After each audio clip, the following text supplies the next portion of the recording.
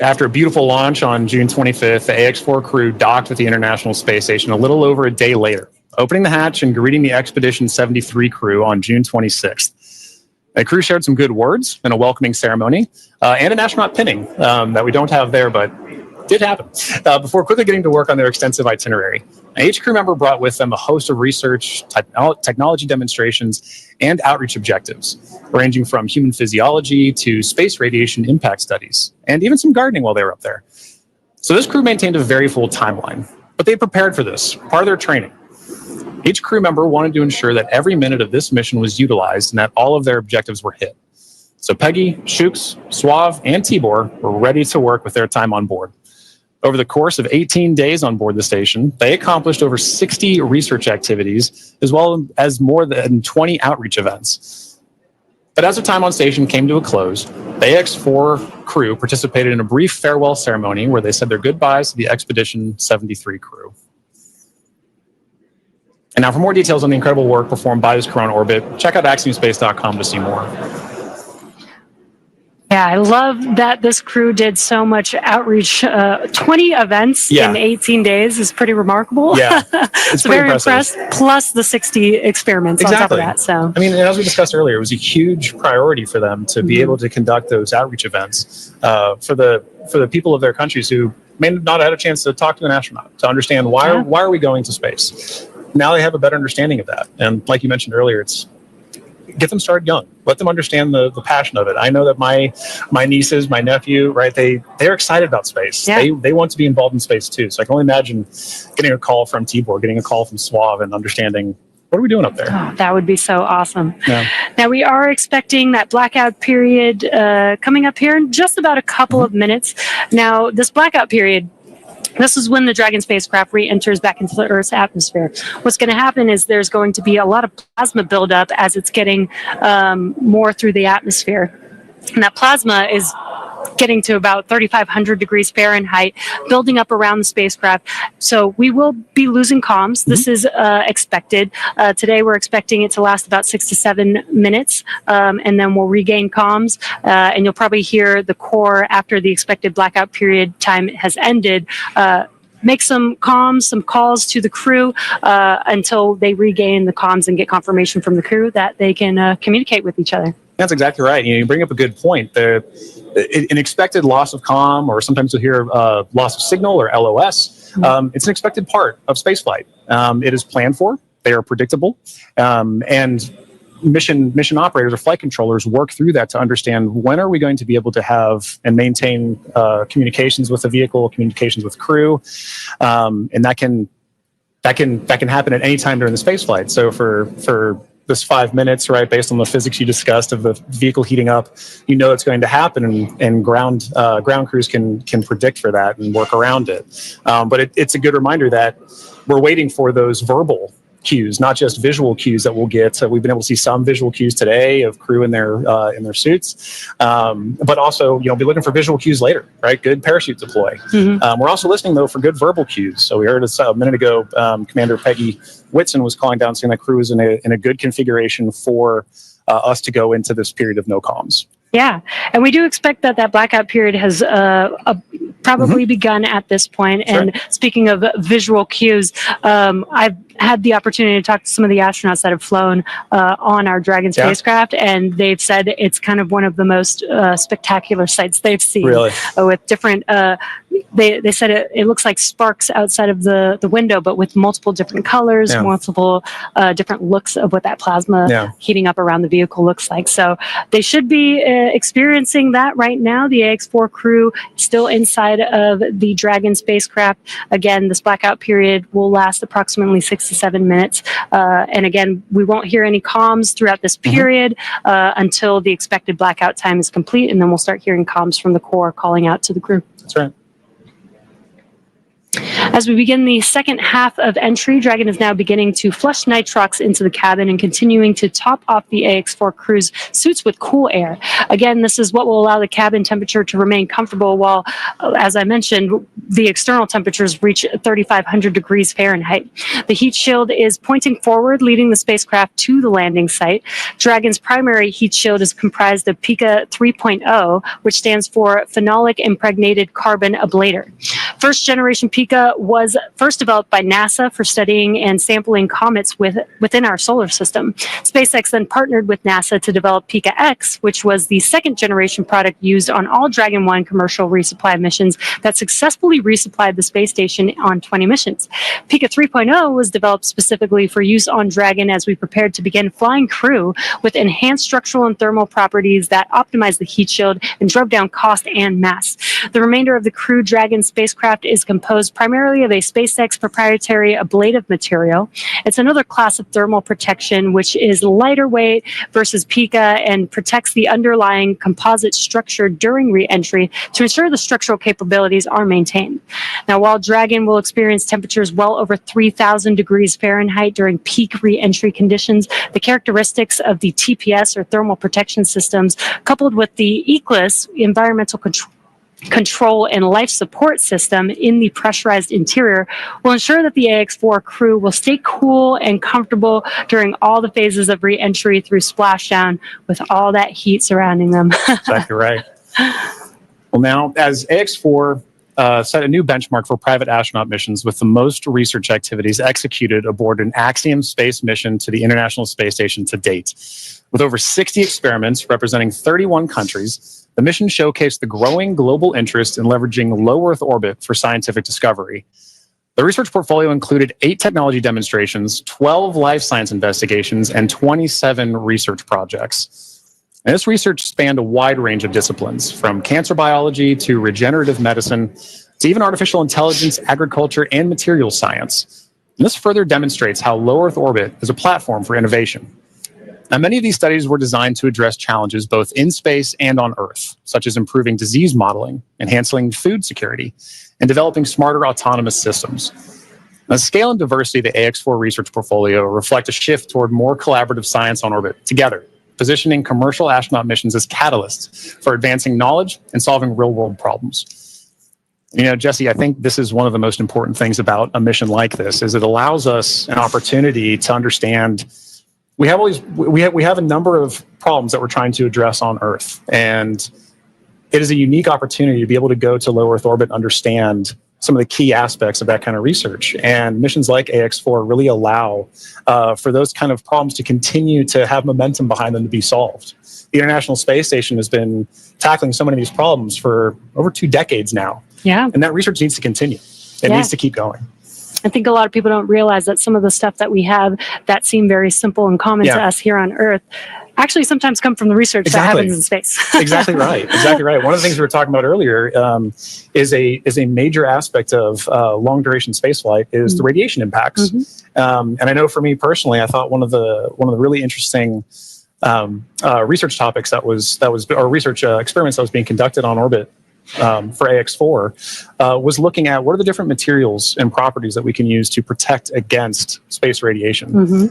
So during the mission, we had a great call between Peggy Suave and Dr. Lucy Lowe with Axiom Space to discuss exactly what it is that we're trying to protect for and understand why space radiation is so difficult to wrap. So, you know, missions like AX4, they're all important. And we are now seeing great confirmations of the Dragon spacecraft making its return back to Earth right now.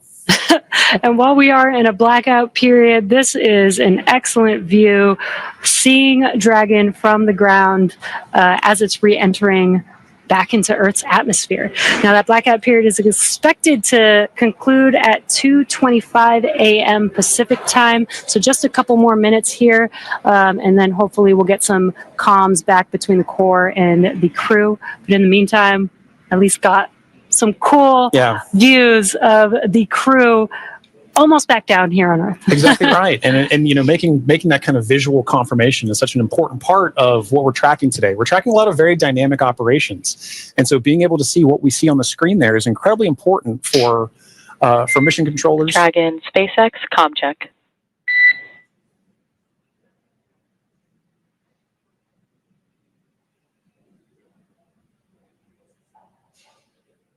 Again, we may not hear the crew until they do get those comms back, that acquisition of signal. Dragon, SpaceX, comm check. SpaceX, Dragon, we have you loud and clear. Dragon, we have you the same. Expect automated chute deployment. Dragon copies, automated chute deploy. And great news, as you heard there, we got comms from the X4 crew. That's exactly what we're waiting for, and I love that you can hear the excitement in Peggy's voice, too. Yeah. It's like she's done this before. Maybe a few times. A great live view on your screen inside of Dragon as they are re-entering the Earth's atmosphere. And we did hear confirmation that there will be the automatic drogue and parachute deployment coming up here shortly. And on your screen with that great live view. GPS converge. Expect nominal altitude for drogue chute deploy. Copy. Nominal GPS chute deploy.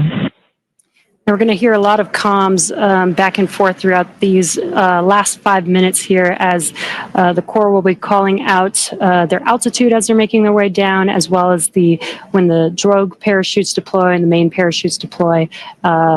And then as they get closer and closer to Earth, just keeping the crew updated with how close they are before splashdown so that they can expect that splashdown. Exactly right. Exactly right. Those are the things that crew that you're seeing there on the left side of your screen are following along with their onboard telemetry.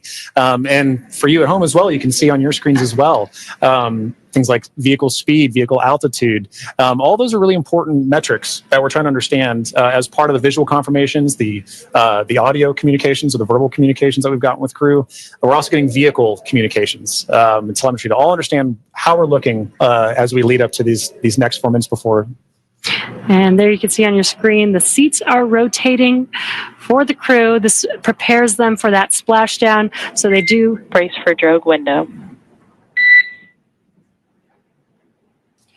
They do reorient the crew depending on the dynamic events that are happening. So the crew does lean back during re-entry. Crew is braced.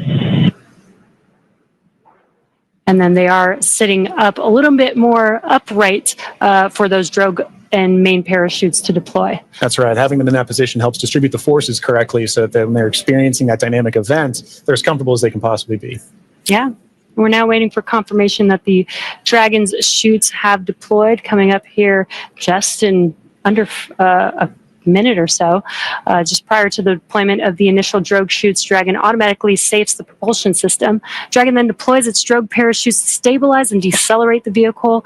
Then just before drogue deployment, seats automatically rotate to 26 degrees, which we just saw there, to keep the crew within acceptable G limits for entry and landing. And excellent view. Great view. Drogue parachutes are deployed.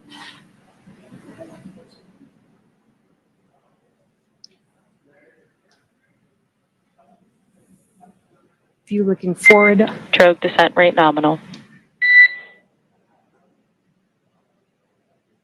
Descent rate nominal, copy. Again, we're going to hear a lot of comms throughout this next 3 minutes here.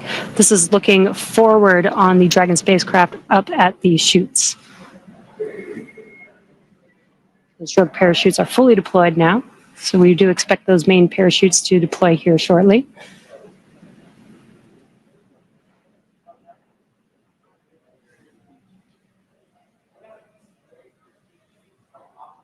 If you're just joining us, we have now confirmed that the AX4 crew on their return home is roughly 2.5 minutes out from splashdown, and our main chutes have deployed. Main chute descent rate nominal. Copy. Main chute descent rate nominal, 1,000 meters for Dragon. We copy 1,000 meters. Great visual confirmation as well as those comms that the 4 main parachutes have deployed. Again, we are going to be slowing down the vehicle from 350 miles per hour all the way down to just about 15, 16 miles per hour by the time that the vehicle touches down and splashes down into the ocean. Exactly right. You mentioned these beautiful visual confirmations that we're getting. An important aspect of today's specific splashdown is that it's occurring at night. SpaceX Dragon 800. Copy 800 meters.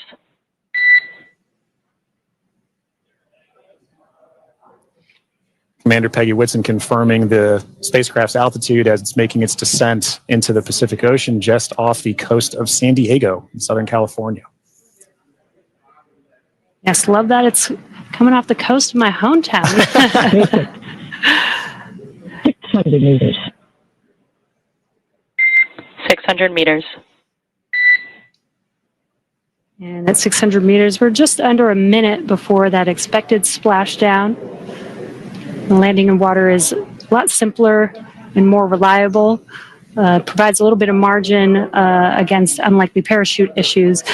We did have to learn how to make Dragon waterproof as splashing down into the ocean. But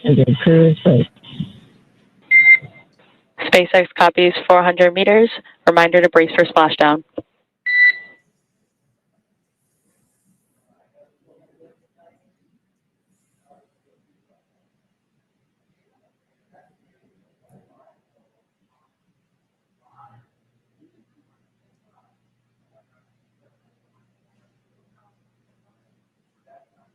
Oh, that's a pretty cool view. Yeah.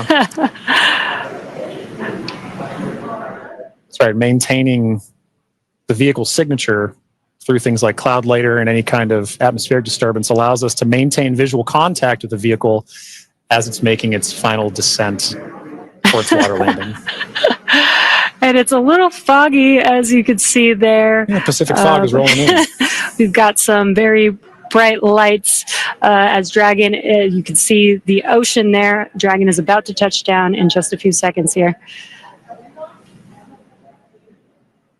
And working their way towards the vehicle are the SpaceX and Axiom support teams that will be present for the next phase of our splashdown coverage today. At this point, we'll be waiting for confirmation of the crew's safe landing, and then we'll move into the phases of this mission, which are really, let's recover the vehicle, let's recover the crew, let's make our assessments, and at that point, we'll be covering. And we have splashdown of the AX4 crew back on planet Earth. Welcome home.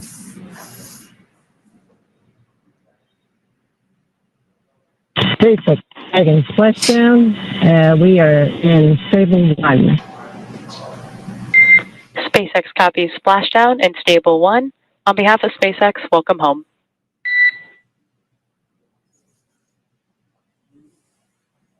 And thanks for the great ride and the safe trip, and Grace is happy to be back. We are happy to have you back home safely as well.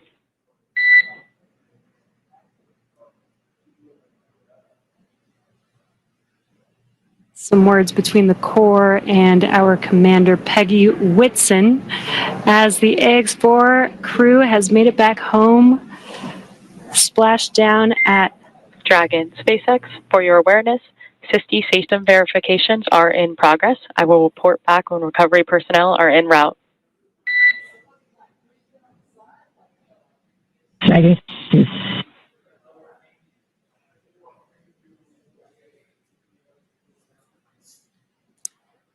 Yeah, so now you can see a couple fast boats are going to be approaching the Dragon spacecraft.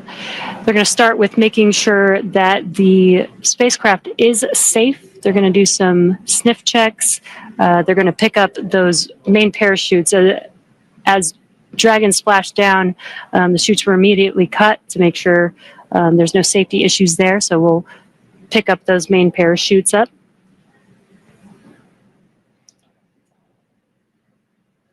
And once the crew deems that the spacecraft is safe, then our recovery vessel, Shannon, can begin to approach and begin the recovery process. So we are now eagerly waiting on recovery of our Dragon spacecraft with the AX-4 crew. Dragon has already autonomously completed several steps to save itself following splashdown. So for those of you just joining us, the return of AX4 has gone smoothly so far, and we just got great confirmation that crew has splashed down. So Dragon successfully re-entered the Earth's atmosphere, followed by deployment of its parachutes to slow the spacecraft down to a gentle 15 miles per hour. And at that point, they successfully splashed down in the Pacific Ocean at 2:31 a.m. Pacific time, off the coast of Southern California. So at this point, like you mentioned, Jesse, we are just waiting for Dragon's recovery from Shannon. Yeah, upon detection of landing, Dragon automatically releases the main parachutes to prevent wind from pulling the spacecraft. Dragon then automatically saves any pyrotechnics still present on the vehicle and may automatically perform additional minor system reconfigurations. The astronauts remain seated and in their suits at this point, but the onboard air conditioning keeps temperatures in check inside the spacecraft, and the communication systems on board remain powered so the crew can continue to communicate. And as we're watching, SpaceX has 2 fast boats in their recovery fleet, which move very quickly to get to the splashdown point. And those are being followed by Shannon, the main recovery vessel, which will move into position upwind of the spacecraft. The 2 fast boats have very specific roles here in these operations. The first fast boat makes initial contact and is focused on immediate safety inspection of the vehicle, checking for vehicle integrity and any presence of hypergolic propellant vapors. This ensures that it's safe for Shannon to approach the Dragon spacecraft. Now, once Dragon is cleared for full approach, the team begins rigging the spacecraft for water recovery by the recovery ship. The second fast boat is responsible for parachute recovery and also serves a redundant boat to the first. So we'll see a team member. We'll also see a team member on a jet ski helping to gather up the now detached parachutes that you mentioned came off, Jess. Yeah, and it'll take a little over 10 minutes for the recovery crew to complete their safety checks. Then once they're complete, the team will begin preparing Dragon to be lifted into the recovery vessel. As part of the preparation for this lift, one member of the recovery team will climb on top of the spacecraft so that they can attach Dragon's hoist rings and connect the lifting lines. Now, it will take us less than an hour to raise Dragon to the recovery boat and remove the crew from the spacecraft. And then after medical checkouts, the crew will return to shore by helicopter and then be flown back to Houston. That's right. And each of these next steps are entirely dependent on the status of the crew. Axiom Space's Dragon SpaceX, we have pulled go for recovery personnel approach. Expect fast boats alongside in 1 minute. Dragon copies. We'll be waiting. And with that call from Core to Commander Peggy Whitson, you can see now the fast boat making the 2 fast boats making an approach to the Dragon that you see in the middle of your screen with that flashing green beacon. Now, as we mentioned, Axiom Space's Chief Medical Officer is on the main recovery ship Shannon and is ready to put eyes on this crew for the first time since they departed quarantine together. And our medical teams will be with them every step of the way home.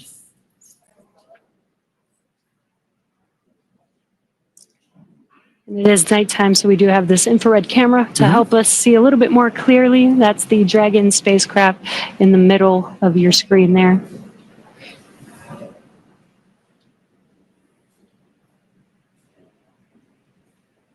These SpaceX fast boats are now making initial contact with the Dragon spacecraft. Excuse me.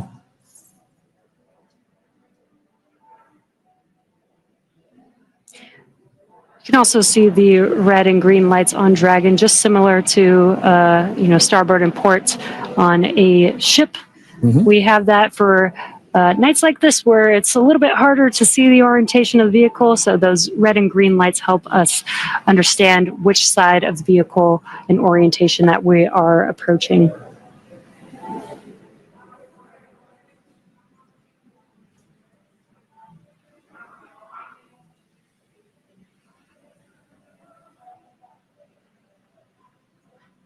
And it does look like they are pulling a main chute out of the water there. Again, those detach immediately as soon as the spacecraft splashes down. This helps prevent the wind from dragging the spacecraft after it's splashed down and helps keep the crew safe. But we do recover those main parachutes, keep them out of the water. Exactly. And as we just discussed, each of these fast boats has a very specific role that they play. That is all part of, again, the operations the ground operations that support the retrieval and recovery of the spacecraft, as well as the AX4 crew. So all of these are part of the ground training that's required in order to pull off those operations safely and successfully. So even though we're having, splashdown at night, right, we're able to ensure that we're executing smoothly, but executing successfully.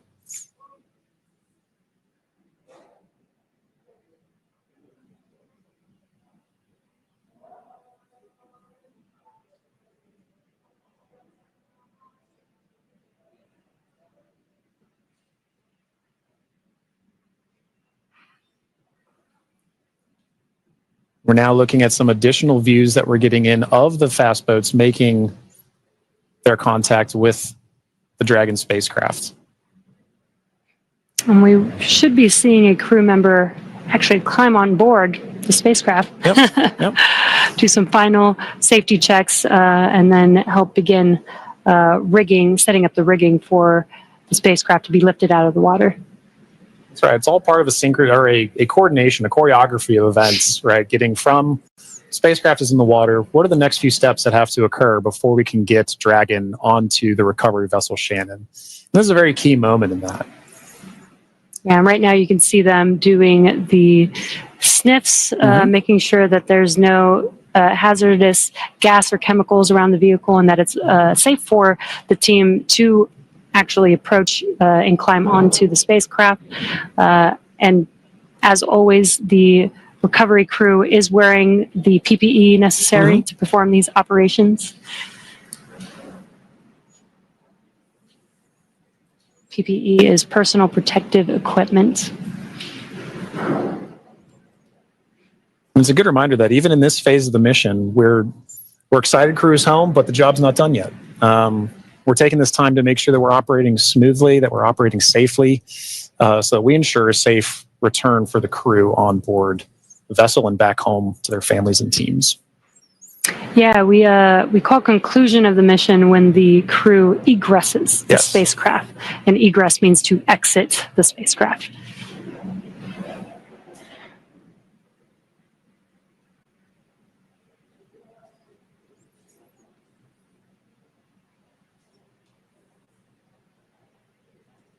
Got some calm waters there, which is great. Yes, exactly what we're Southern looking California, Southern Pacific Ocean, as we splash down off the coast of San Diego today. Dragon, SpaceX, hypergol sweeps, and unfired ordnance checks are nominal. Rigging is in progress. Approximately 5 minutes until capsule lift. We have SpaceX flight surgeon standing by. Please confirm crew are ready for post-splashdown PMC. Dragon copy go, and we are ready for post-PMC. Copy that, Dragon. The next call you hear will be from flight surgeon on Dragon to ground privatized.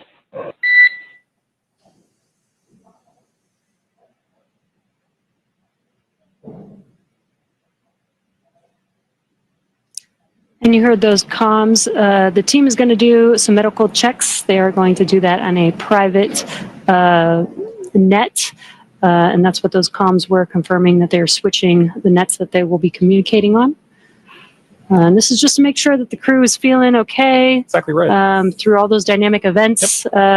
While for us watching Dragon re-enter the Earth's atmosphere from afar, there's a lot going on in that spacecraft there with the crew. So just making sure that the crew is feeling good and checking in with how they're doing. Exactly. It's an important touch point for kind of reaching a key milestone on the return trip home. As just mentioned, it's a very dynamic phase of flight.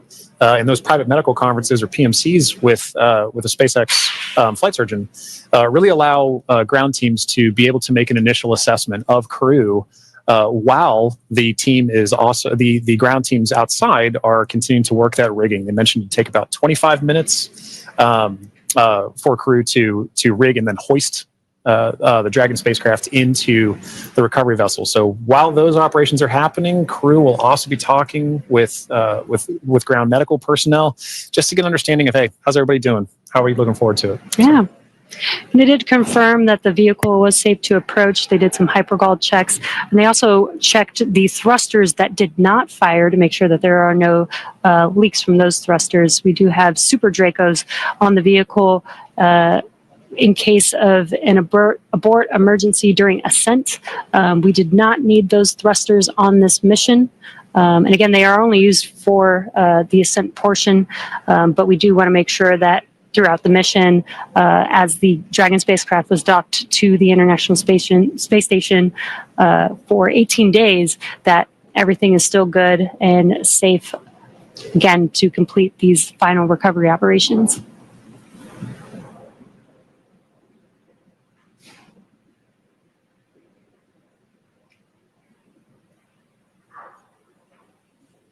And again, it's a little dark because it's very early morning, but you can see the little window on Dragon and the light. Little light inside there as the crew is patiently waiting recovery operations. It's a very different view that they're having outside that window than they had for their flight up and their flight home. Yes. But all the same, I'm sure that they're also glad to say, hey, we're home. If you're just joining us from home, you are seeing live views of the Dragon spacecraft that has returned home from the Axiom 4 mission. After launching on June 25th, the Axiom 4 mission... Dragon SpaceX, Dragon to ground is now unprivatized. Com check. We have you loud and clear on Dragon ground. Copy, Dragon. We have you the same.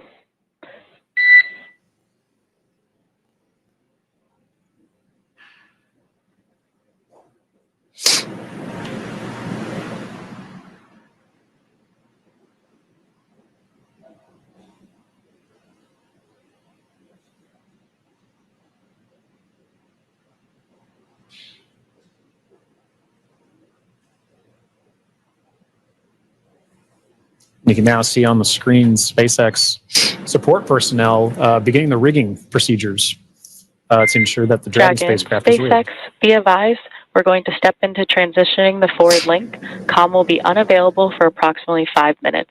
Rigging continues nominally. Dragon copies, 5 minutes. LOS.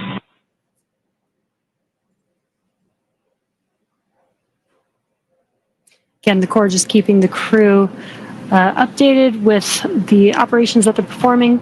They won't have comms for about 5 minutes, but rigging is continuing, as we can see there, with the recovery crew member standing on top of the spacecraft. Yeah, working very important procedures for the next phase of the AX4 mission. And for those of you who've been following along since June 25th, when the Falcon 9 lifted off from Kennedy 39A, this was a pristine new Dragon. That crew had the privilege and the pleasure of naming Grace. And now that it's gone through its first mission and landed back safely in the Pacific Ocean, you can see exactly what the spacecraft goes through on its return home, but very much a sign of a successful mission.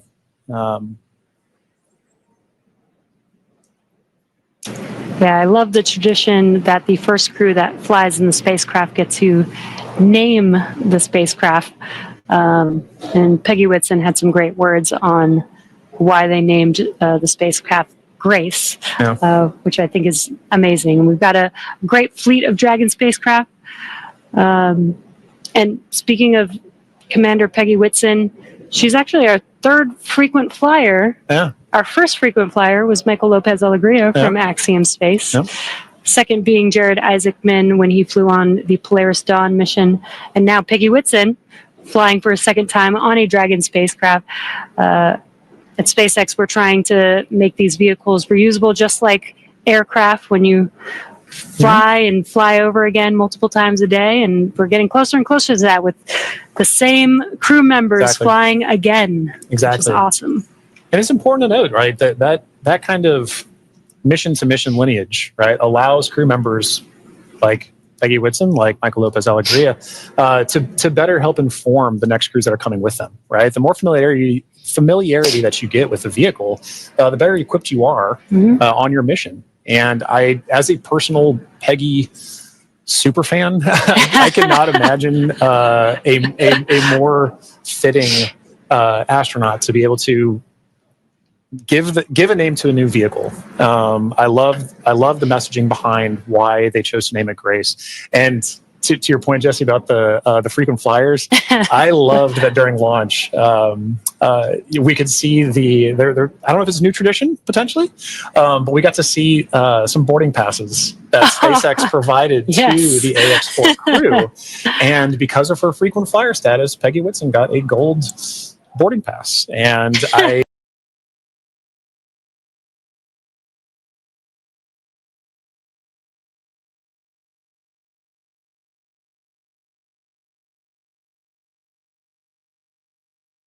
I absolutely adore that she was able to have that distinction.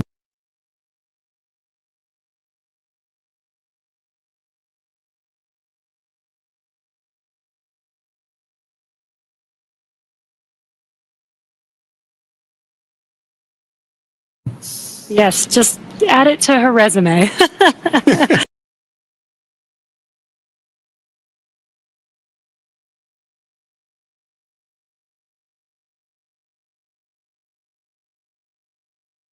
Yeah, you can add it to the resume. SpaceX frequent flyer.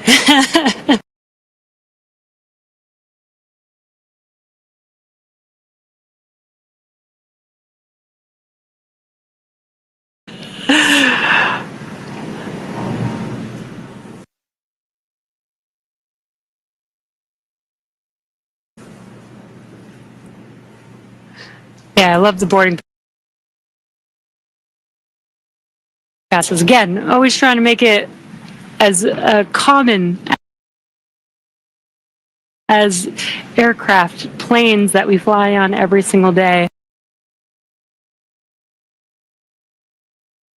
Exactly. And we're still just in the beginning, but I feel like we've made a lot of progress in the last 5 years, and we still have a lot of new things, new missions, and improvements that we want to make to, future spacecraft and launch vehicles. So I'm excited for the future. I really do believe that we could get to aircraft, plane, regular flight, multiple flights a day within our future. I think we can. And human spaceflight it's a team sport, and it is something that you are always learning from. No matter how commonplace any of these missions get, right? There is always the amount of training that you put into it to execute that plan, train, fly mentality, and being able to perform these missions, being able to say that Peggy has flown on multiple Dragon spacecraft at this point, kind of highlight that every time she's going to still go through the same training that she did for the last mission, that all these crew members, that all of the ground support personnel are going to be ready to support missions like these from even well before crew is on the launch pad, all the way through Splashdown, pulling them onto the recovery vessel here for the Dragon spacecraft. And you can see on your screen both the fast boat and the recovery vessel Shannon making approach to Grace, our Dragon spacecraft.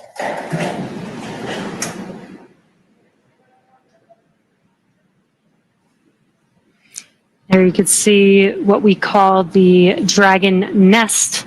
When the spacecraft is lifted up out of the water, it's going to seat into that ring that you see there at the end of the recovery vessel there. And once the spacecraft is nestled into the nest, it'll translate to a deck that meets the height of where the hatch on the Dragon spacecraft is. That'll enable the crew to egress or exit the spacecraft easily onto a platform in the recovery vessel. And talking about the crew, Jesse, we've mentioned this idea of this kind of understanding the the aspects of spaceflight, as mentioned earlier, being able to do STEM engagement on the mission, but also being able to spend time and honestly, your crew commander being somebody like Peggy Whitson, for Shooks and Suave and Tibor to be able to take that knowledge back to their respective space agencies and to their countries is a huge step forward for what you just mentioned earlier about making sure that that human spaceflight as a team sport continues for everybody to understand what's going on, because now Shooks and Suave and Tibor have a very important distinction, and they now have a very unique perspective on what it takes for a human spaceflight mission to occur. as first time astronauts, they're going to take back all that knowledge from their time on the International Space Station and be able to make huge impacts with their space agencies in their countries. Yeah, I'm sure they learned a lot from Peggy Whitson, but also the other crew members that are currently on board the International Space Station. They got to interact with so many different people with diverse skills. Exactly. And 18 days is quite a long time in space. So it's a good amount of time. I believe this is the longest duration for an Axiom space mission so far.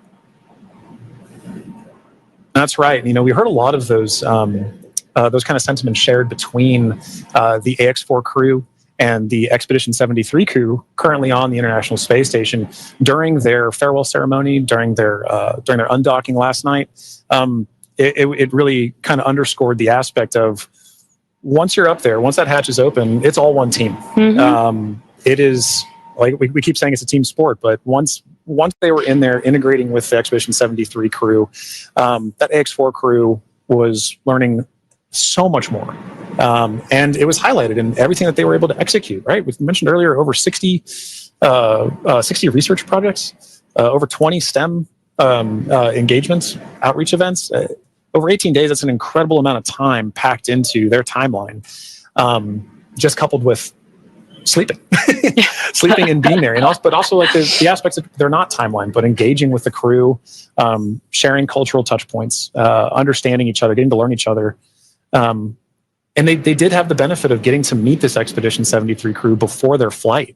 So by the time they were opening that hatch, they kind of knew each other. And I think it's an incredible aspect of this mission for sure. It's so awesome. Yeah. I wonder what their comms were. I'll meet you in space. Exactly right. I wish I had the ability to say that. That'd be so cool.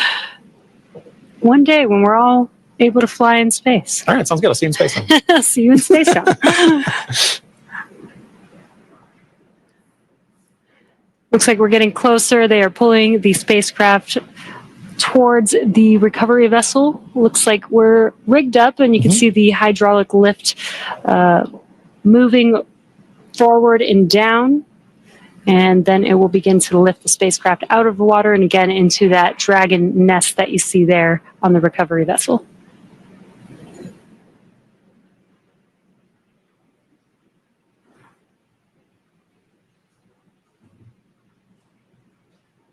I think one of my favorite parts is the recovery crew that's on the spacecraft gets to jump into the ocean when they're done. Yeah.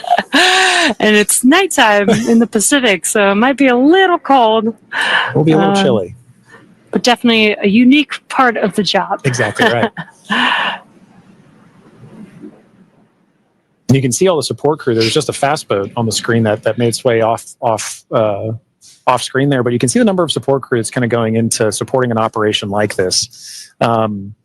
It may look like it's not happening very fast, but there are a lot of steps that each of these crew members are responsible for ensuring that the Dragon spacecraft is pulled into that nest safely but smoothly, and they're working towards that now. There he goes. Love that. Despite the freezing temperatures, it looks fun. And he got out of the water pretty fast, so I think you're right about that.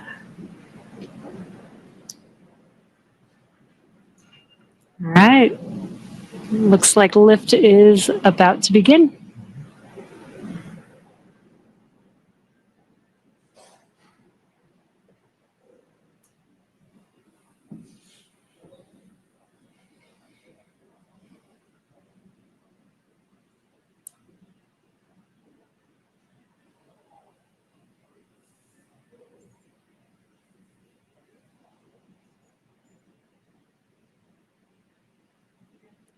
Those of you just tuning in, the AX4 crew splashed down off the coast of Southern California a little under 30 minutes ago. And we are now in the Dragon SpaceX, rigging is complete. Stand by for capsule lift. Dragon copies. Dragon SpaceX, capsule lift in progress, brace. All right, good verbal confirmations there and visual confirmations that we're getting a successful lift. Dragon copies.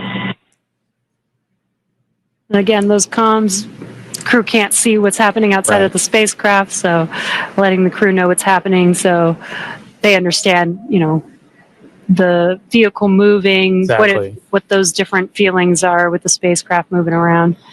Trying to give crew some level of situational awareness of where they are and where they're going next. So Dragon will remain in the nest during the crew extraction and for the journey back into port. The spacecraft is currently was just lifted, as you saw, and set on the nest. And from here, it'll be centered and oriented. And then from there, Dragon will be translated into the hangar underneath the helipad aboard the ship so that we can then open the hatch. And once open, a SpaceX medical doctor will be the first one in to check on the crew to see if they are ready to egress out of the vehicle. And as we noted earlier, Axiom medical teams are also on the recovery vessel working in tandem with SpaceX staff to assess and assist the crew. The astronauts will egress, or what we call exit, from Dragon's side hatch, pending spacecraft orientation in the water. Before opening the hatch, the spacecraft's cabin pressure must be equalized with the outside environment. Now, once the hatch is opened, that will be the Axiom 4 crew's first breath of fresh air since boarding Falcon 9 at the start of their mission on June 25th. And that will be an exciting moment for the crew, I know. But for the crew and also for the ground crews, getting that first confirmation of your crew exiting the spacecraft, getting good medical checks, and then coming out and giving a thumbs up is something everybody wants to be able to see, and we'll be able to see it soon. Yeah. And it looks like the spacecraft is nestled into the nest. Dragon SpaceX, welcome aboard the recovery ship. Apology for the delayed call earlier. We're still working to transition the forward link. Recovery personnel are completing their final checks, and I will let you know when we are ready for translation across the deck to the Egress platform.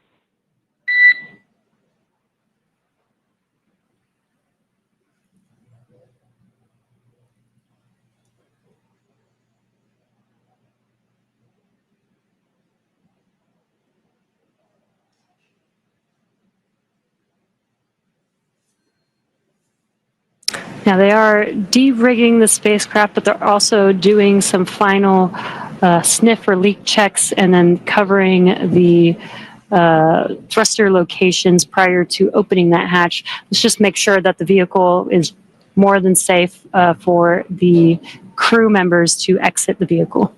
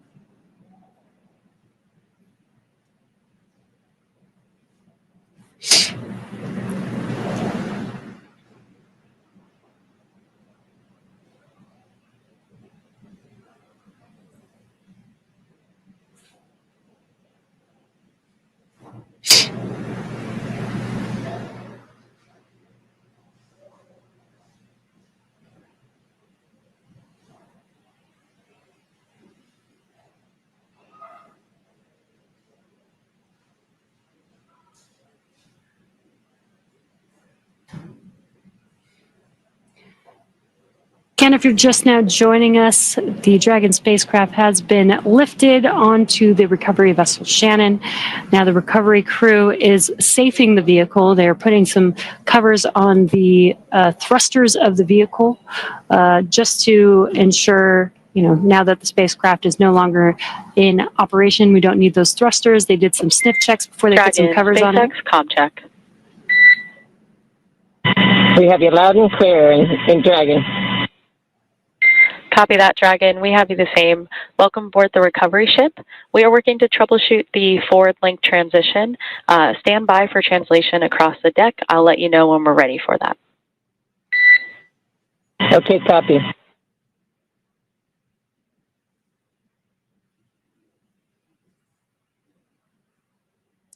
Right, the crew is preparing for translation. This is where that Dragon nest is going to move the spacecraft towards the deck, and that deck is going to meet the bottom of the Dragon hatch, and that'll enable the crew to egress or exit the Dragon spacecraft onto a platform on the recovery vessel.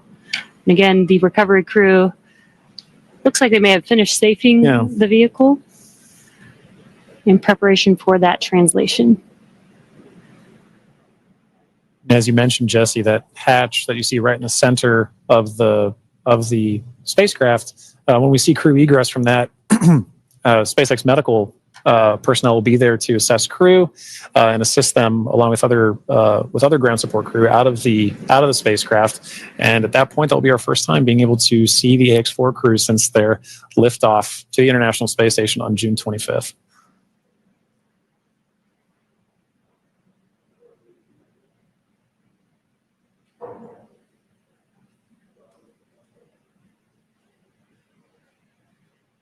On a side note, I do love seeing crew go into and come out of the hatch, whether it's the side hatch or whether it is the docking port. I love seeing the smiles on their faces. Yeah, it's going to be exciting for them once we open this Dragon side hatch. Again, it'll be the first breath of fresh air in about 20 days for them since they boarded the Falcon 9 on launch day. And this is an interesting distinction. You launch in the Atlantic and you splash down the Pacific. It's very different breaths of air that you're getting. And you traveled all over space for thousands of miles. 288 orbits, something like 7.6 million miles. All just to come down across the country. Millions of miles, I should say.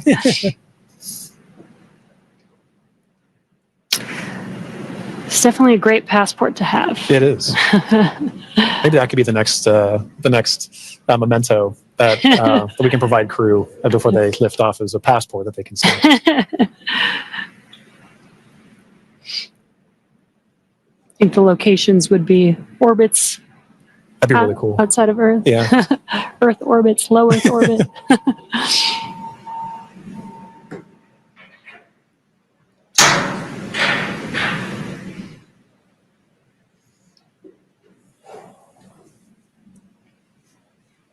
Again, next up, we are expecting the translation of the Dragon spacecraft named Grace, named by the Axiom Mission 4 crew. Again, the spacecraft will translate in preparation for hatch opening and exiting of the vehicle. A few moments ago, Core spoke with the AX4 crew to let them know that the translation will be happening soon. Dragon SpaceX, final checks are complete. Translation across the deck to the Egress platform will begin shortly. There is a chance that we get a lot of alarms. No concern. Dragon copies.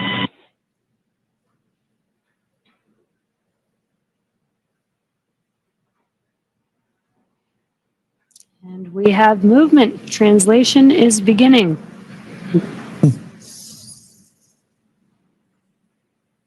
Some residual ocean water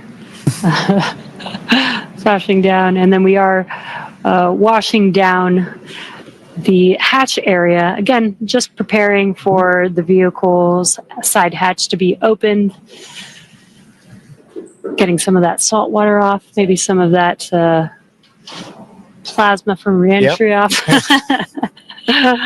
Right, all nominal processes to ensure that that crew can safely egress the vehicle, but also that ground personnel are safely protected while handling the spacecraft and crew as well. So at this point, we can see SpaceX personnel positioning themselves to support in this, as well as the spacecraft making final approaches to that upper landing pad for crew to egress the vehicle.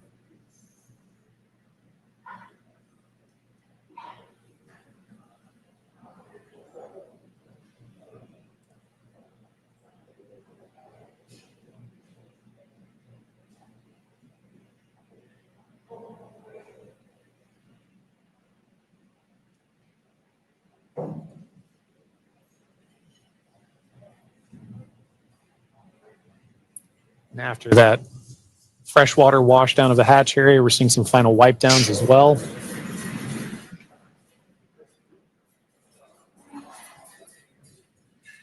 those with a keen eye as well, you can see on the side of Grace, as it was making its approach towards the upper landing, the Axiom logo proudly displayed on the spacecraft. We had some great shots during the docking footage of SpaceX, Axiom, making a beautiful image of the vehicle docked to the International Space Station. It's a little worn. A little toasty. A little toasty. A little toasty. All part of nominal ops, though. 3,500 degrees Fahrenheit will do that.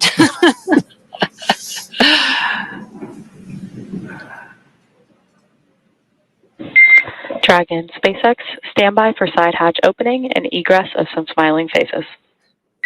Here we go. All right, we're looking forward to it.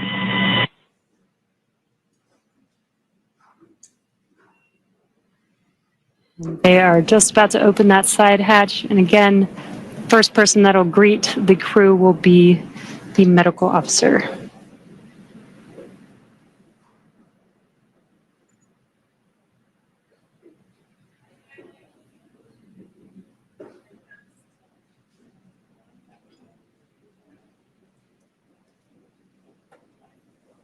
And the hatch is open, and ground crews are making first contact with the Axiom 4 crew.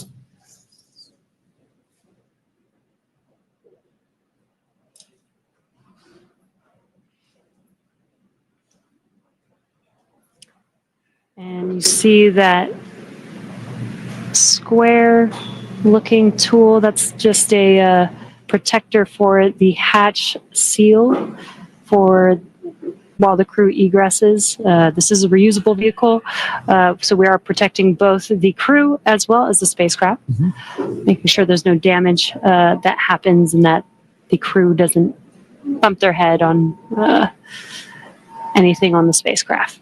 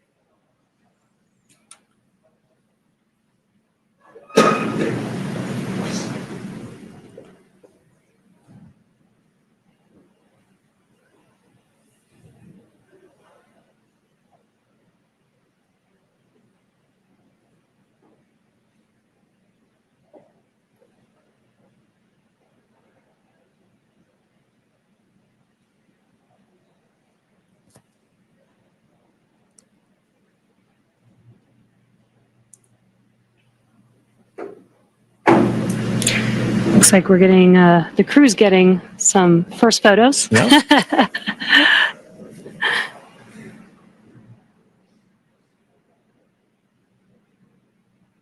That's a good sign that they had good initial comms with medical personnel.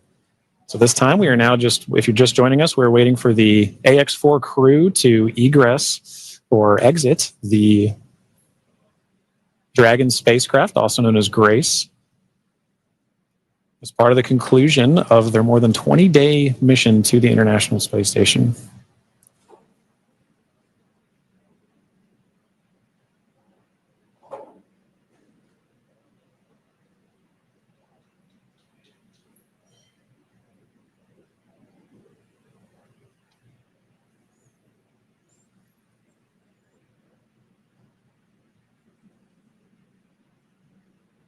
You can see the crew is handing some of their cargo. That looks like their tablets that they use throughout their mission.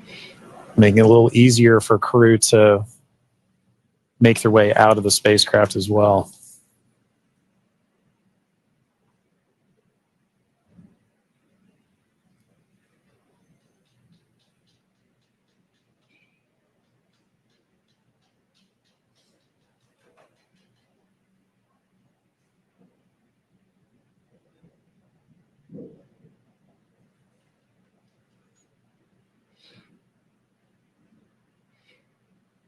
Looks like they just removed the footrests.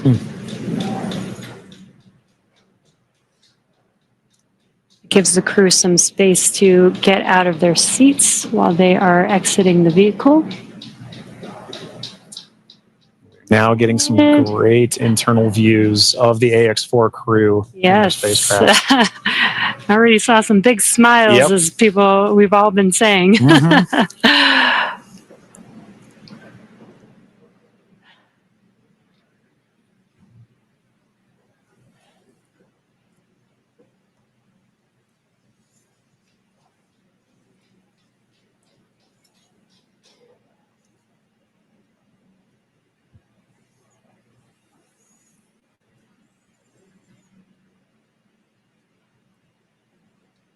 As we wait for the AX4 crew to egress the vehicle, you can see ground crew is still putting in aspects of I'm not going to call it rigging, but hardware to help the crew get out of the spacecraft more easily. Reminder that they've been in microgravity for a little over 20 days, and occasionally your first few steps back on Earth can be slightly challenging. It's a little different in microgravity than dealing with the gravity here on Earth.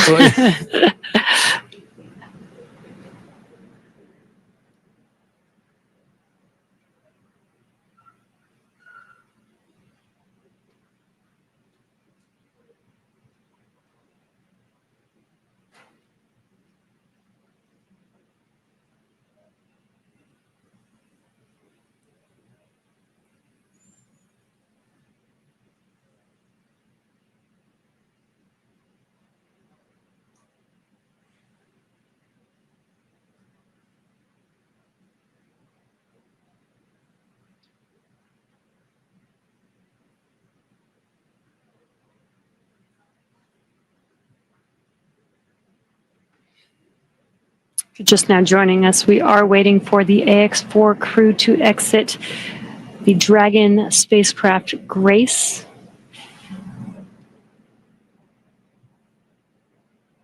Peggy, Shooks, Suave, and Tibor are at the end of their Axiom Mission 4.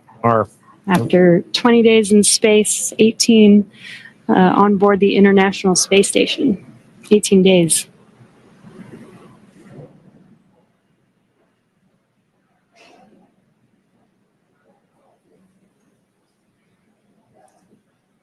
Now, this wraps up a very significant portion of the mission, but it's not entirely over. We still have a few medical checks to go.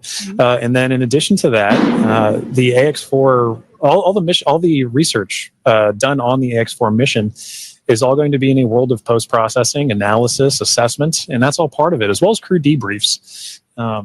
So, following after crew egresses the spacecraft and gets good medical checks, at that point we'll be getting the crew back home and then continuing the final, we'll call it terrestrial-based operations of the That's AX4 right. mission. I guess it's more of the end of the space-facing portion of These the operational mission. phases. Right. We're still going to take our time to get there. You can see ground crews are still working with the crew members and hardware inside. They've established some ground support equipment to help in the aid of the AX4 crew getting out of the spacecraft.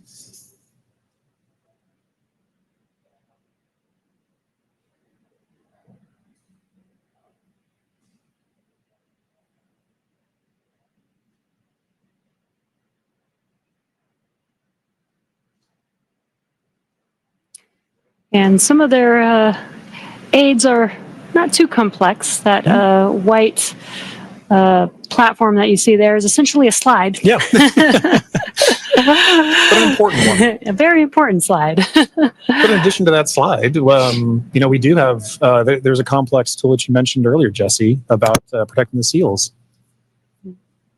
We can see now crew looking to make, the first crew members looking to make their egress from spacecraft along that slide. Sliding out.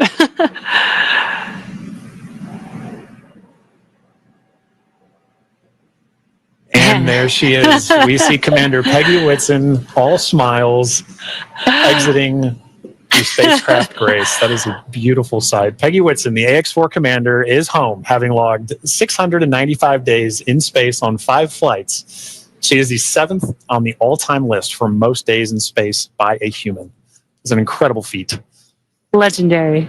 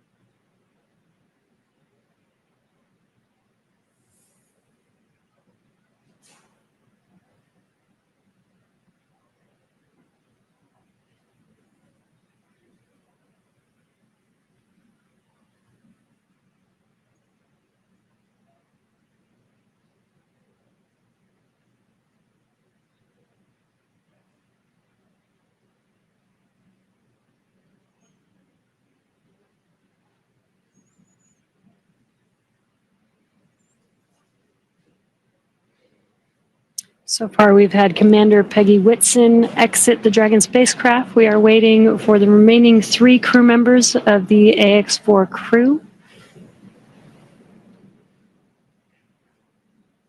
There's no real order to the egress. It's really up to the crew.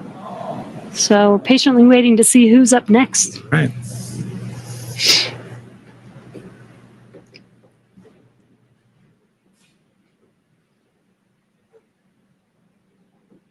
If Peggy is in the indication, which I think she is for this particular crew, we'll see another big smile coming out of the Dragon spacecraft in a moment.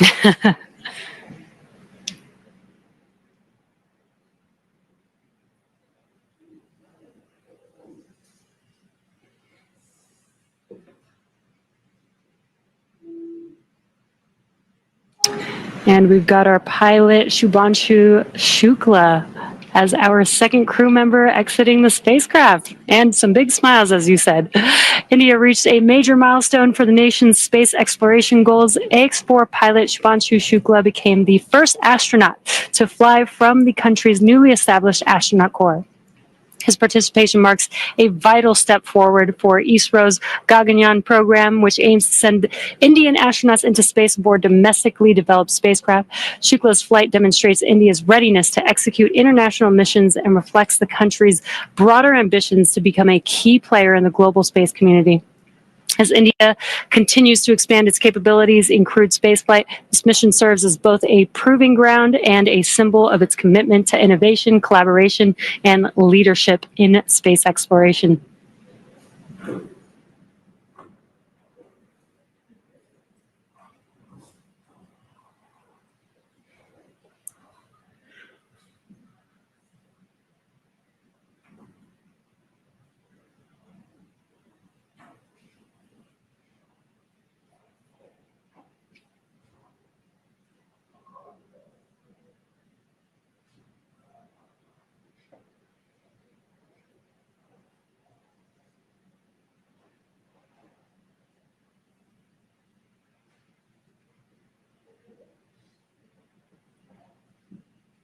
Now, at this time, we are waiting for the mission specialists of the AX4 mission, Sławomir Uznański-Wiśniewski of Poland and Tibor Kapu of Hungary, to now egress the Dragon spacecraft.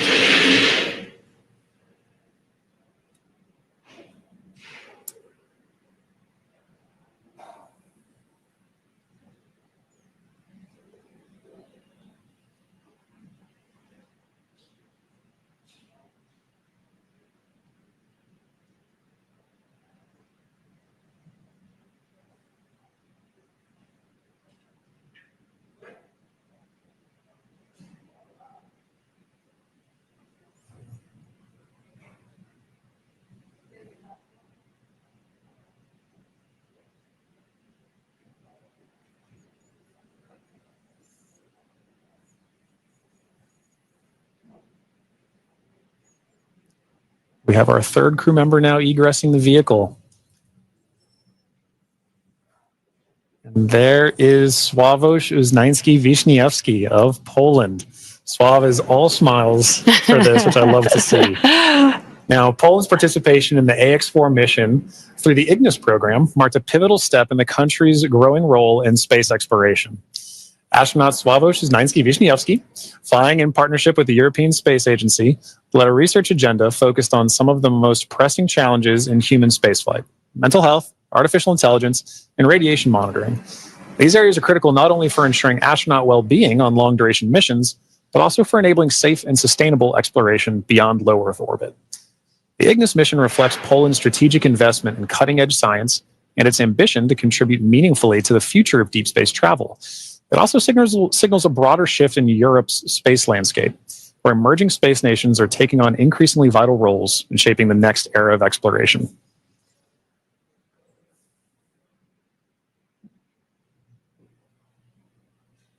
And based on that smile, I'd say Sław felt like he had a very successful mission.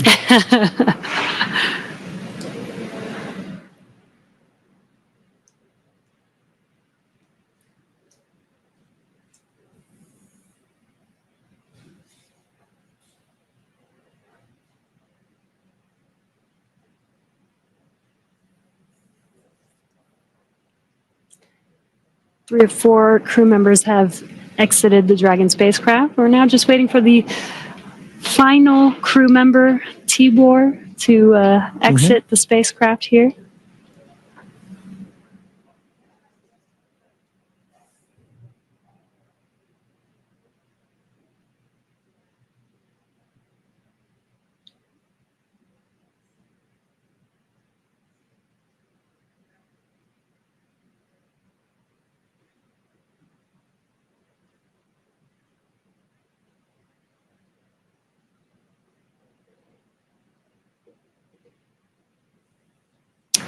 And last but not least, mission specialist Tibor Kapu.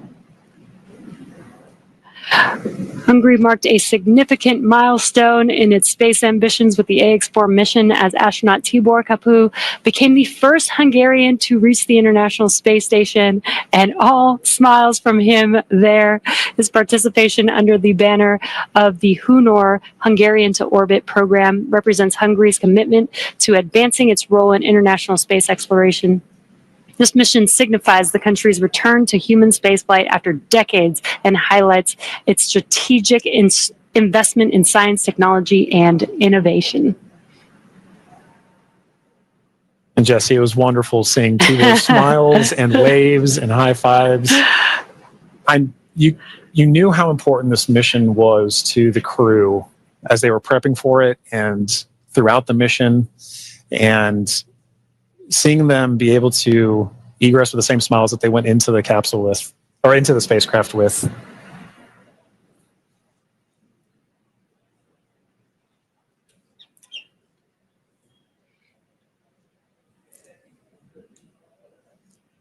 Well, at this point, the crew is now safely back home on Earth. Yeah.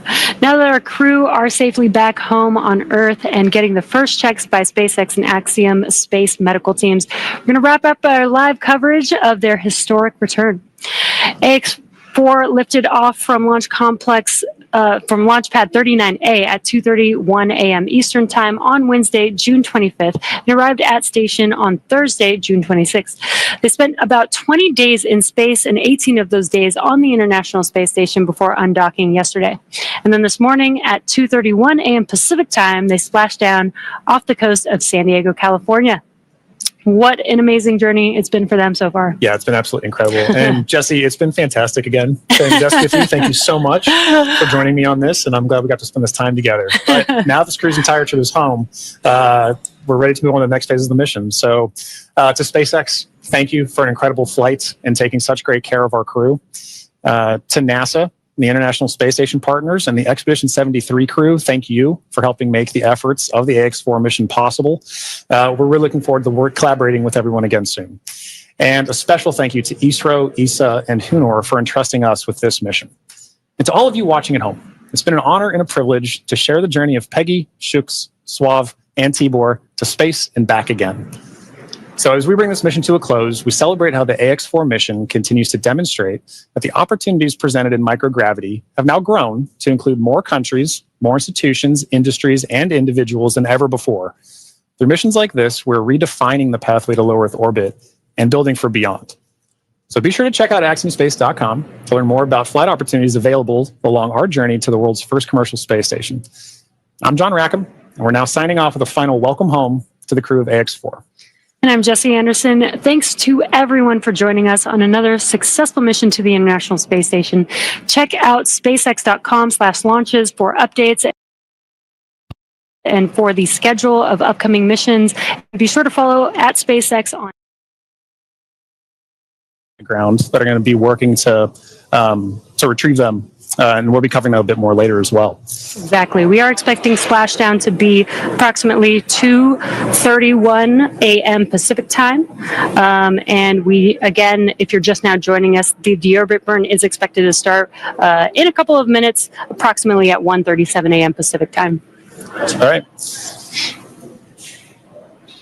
And again, if you've been following along with SpaceX and splashdowns, typically we've splashdown off the coast of Florida. Just recently, we have changed this trajectory to splashdown off the coast of California, which I'm really excited about because we are expecting to splash down off the coast of Southern California. Yeah. I'm born and raised San Diego, California, so I'm really excited that Southern California gets to be able to see some of these potentially reentry burns of the Dragon spacecraft. I know. I kind of wish we were outside right now to be able to see that ourselves, and sadly we're not. But And what you could see on your screen is mission control here in Hawthorne, California.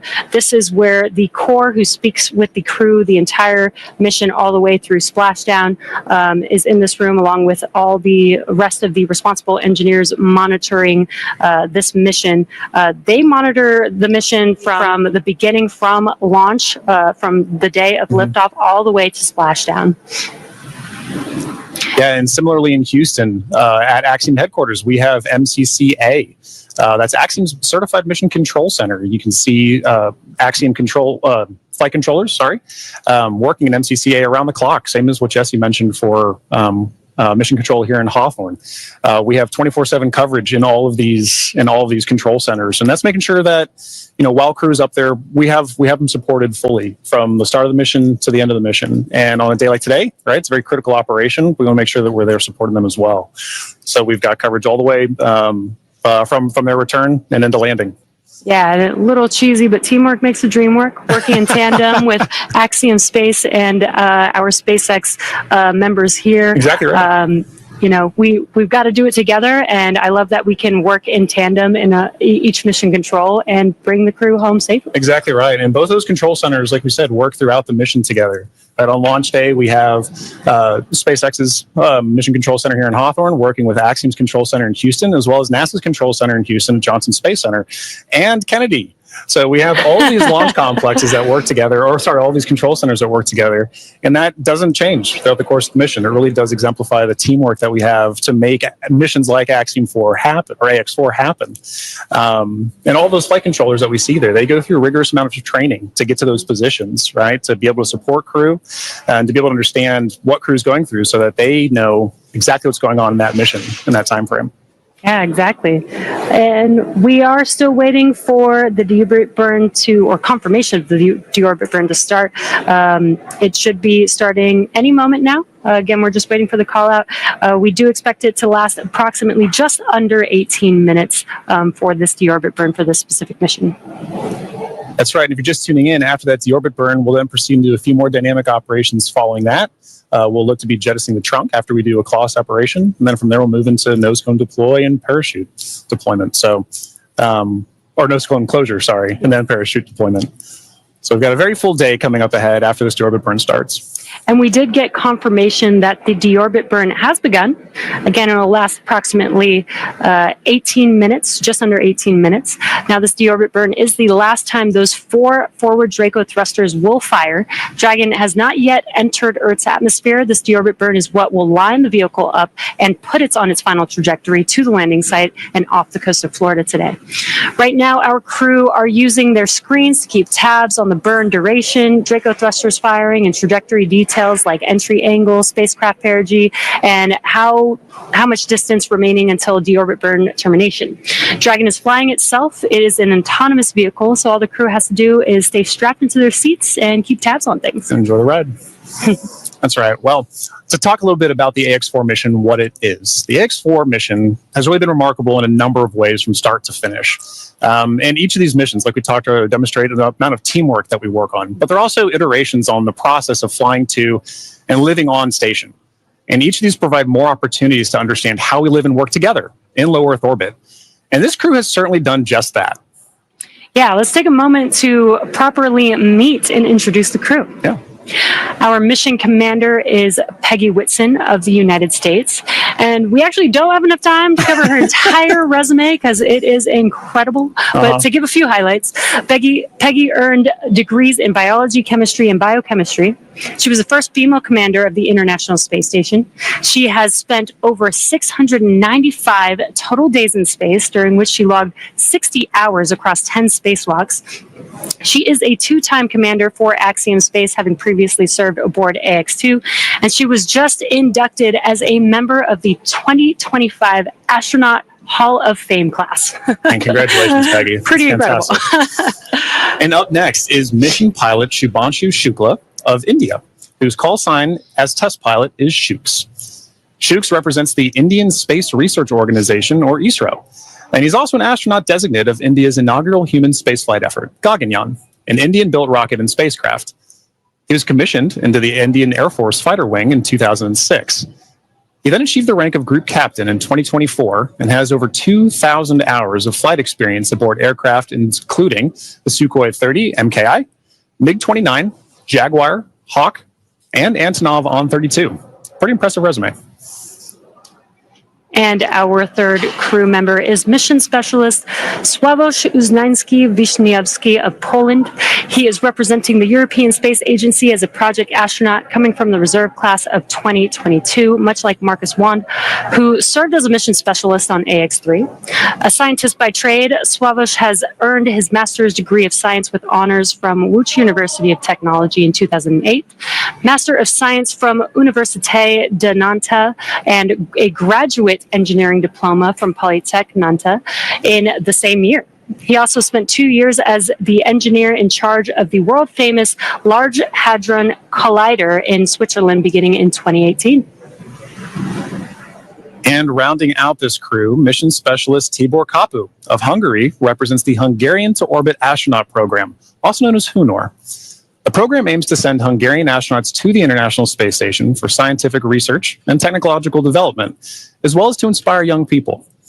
He graduated from the Budapest University of Technology and Economics, earning a degree in mechanical engineering, followed by a master's degree specializing in polymer technologies. In 2023, Tibor emerged as one of 4 Hungarians selected from a pool of 247 candidates for the HUNOR astronaut program. And he has invested a notable amount of time in his career focused on space radiation protection while awaiting his acceptance to Hunor. What an incredible crew. Together, they are the crew of AX-4, Axiom Space's 4th private astronaut mission to the International Space Station. This mission represents the return of spaceflight for 3 nations, but it also highlights the growing opportunities for nations and entities around the world to conduct meaningful work in low Earth orbit.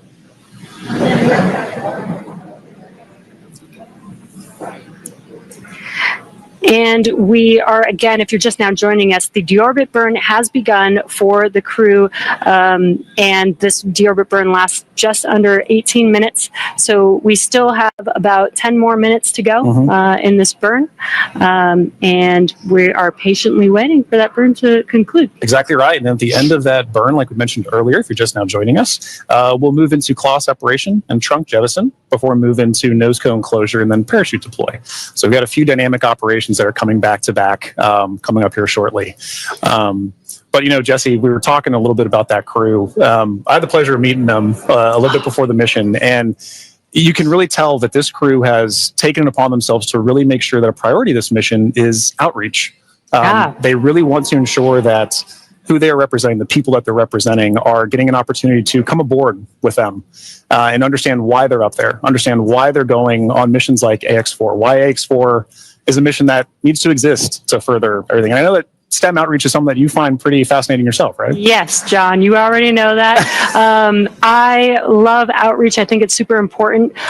There's so much technology emerging and growing and advancing, and I think it's super important for the young people to get interested in it while they're young, so they can further explore that interest when they do get older and when they can, go to school or go into a professional field. So I think it's great that this crew specifically did multiple outreach events during this mission. Over 20, I think you said, right? Yeah. Yeah, and it's one of those things too where for a lot of times this may be these kids' first times getting to understand like what goes on the International Space Station. What kind of things can we research in space? I know one thing that kind of resonated with me is when I got to meet Suave, as he's known by some, especially the crew.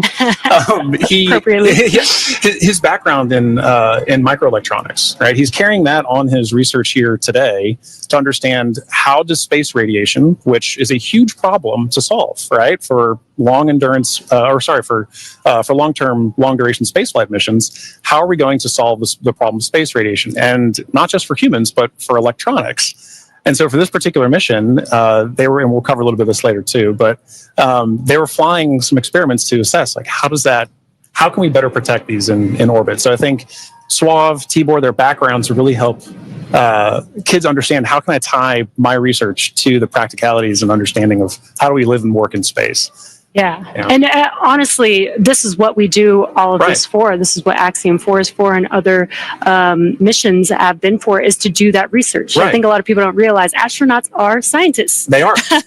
Doing a lot of experiments. Exactly. First and foremost, the reason we're up there is to understand how are we going to keep doing this? How can we keep doing this? So every mission that we work together, we learn from each other. Every mission that this crew goes on, from AX-1 up through AX-4 now, we all build on the last mission before it.